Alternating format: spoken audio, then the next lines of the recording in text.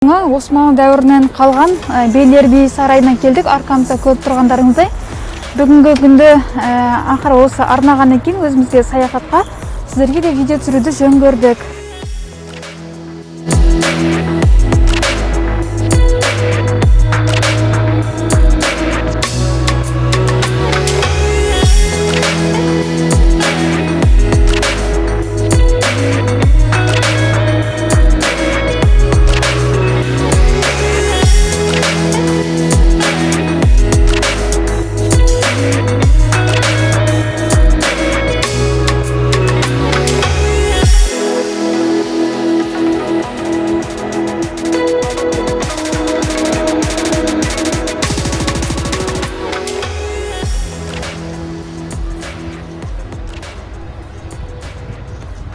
Сәлем достар, біз бүгін Бейлер би сарайына бара жатырмыз.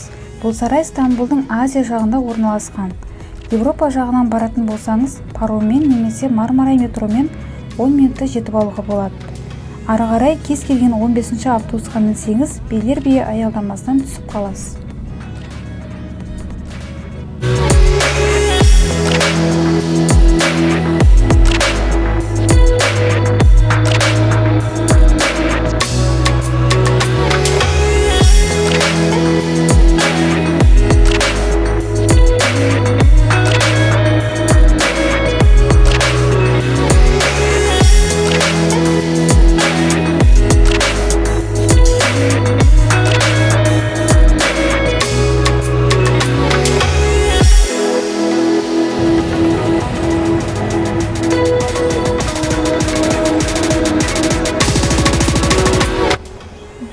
Сәлем достар, қалдарыңыз қалай? Қалайсыздар? Стамбулдан жалынды сәлем.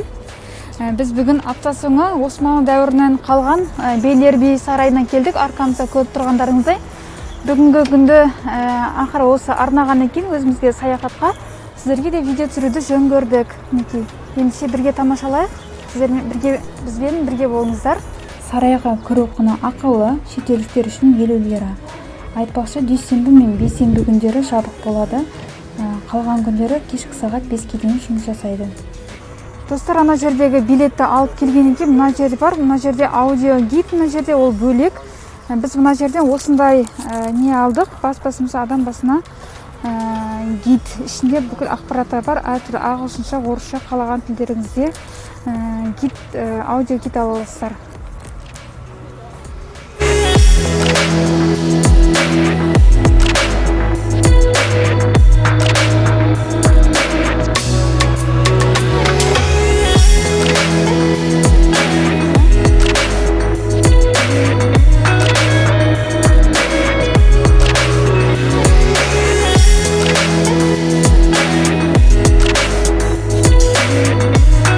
Бақшада мынандай ескерткіш бар екен, мынандай ескерткіштер көп.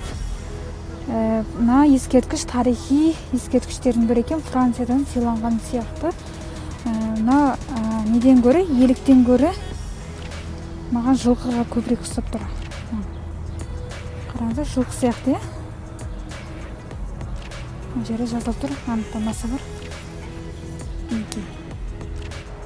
Сарайға сырттан ішіп жеуге, тамаға келуге болмайды. Мына жерде де жазылып тұр солай. Саңыздар, сарайдың мынандай кафесі бар. Осы жерде отырып таңғы ас ішуге, кафе, анау нелер бар осы жерде. Мына жерде әдемі магнолия гүлі. Қазір как раз Түркия, Стамбулда магнолияның, мимозалардың сезоны гүлдеп тұрған.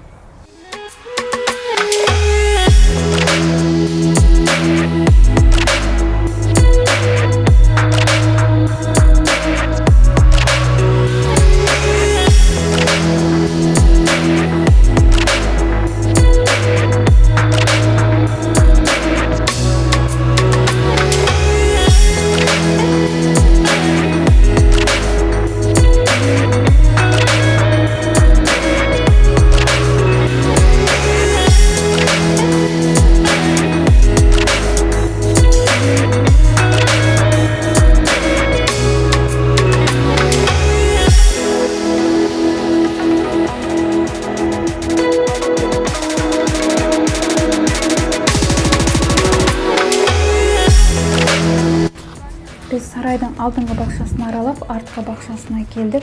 Жалпы бұл сарай басқа сарайларға қарағанда қатты танымал емес. Туристік мекен болып саналмайды. Мүмкін Азия жағында орналасқандықтан болар.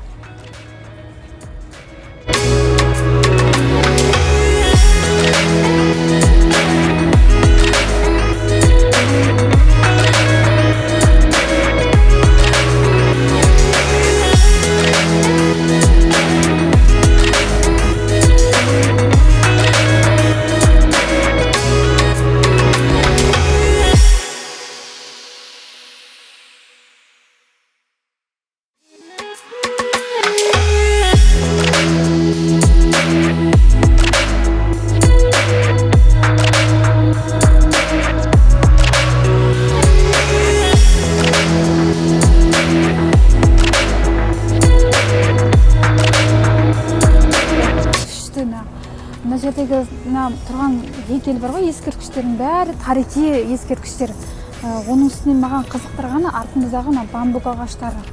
Бамбук ағаштарының өзі, мысалы, Абдул-Азиз заманда салдырылған ғой, осы ескерткіші, Белер би сарайы. Бамбук ағаштарының өзі сол кезде аударылып бекітілген. Қазір арнайы қорық болып мына жерде тұр. Керемет. Ғажап.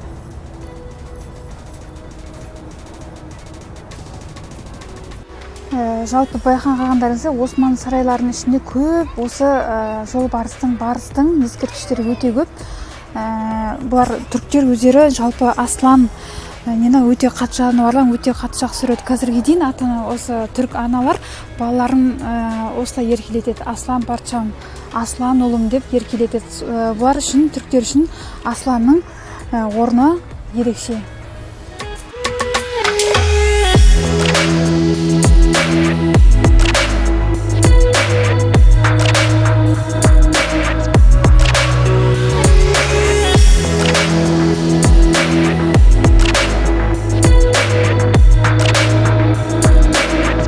Бұл сарайды Осман сұлтаны Абдул-Азиз хан салдырған.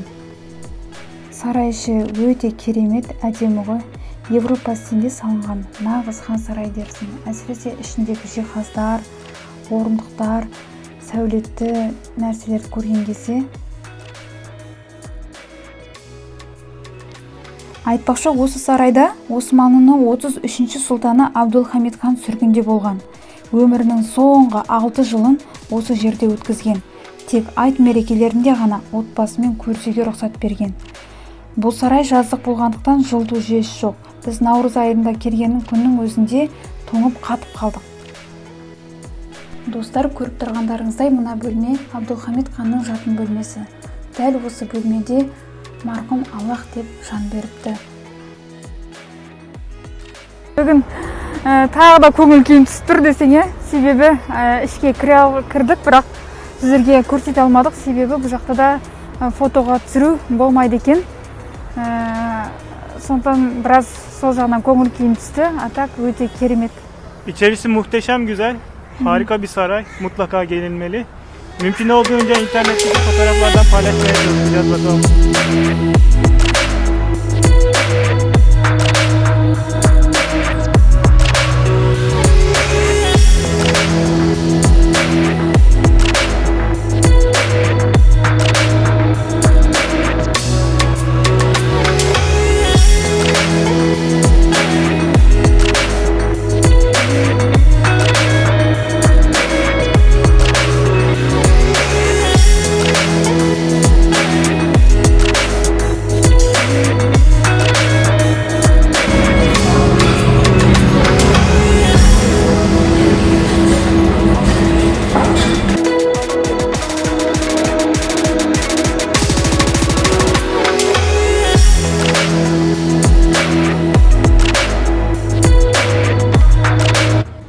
Ауладағы кафесінен дәм татуға да болады. Түріктің таңғасын әдемі панорамада ішуге де болады, солай жоспарлауға да болады екен. Біз түстеніп шыққандықтан тек пиццаға тапсырыс бердік. Менюді көру үшін парку тоқту жеткілікті. Достар, каналыма жазылуды, лайк басып, пікір жазуды ұмытпаңыздар. Келесі видеода кездескенше.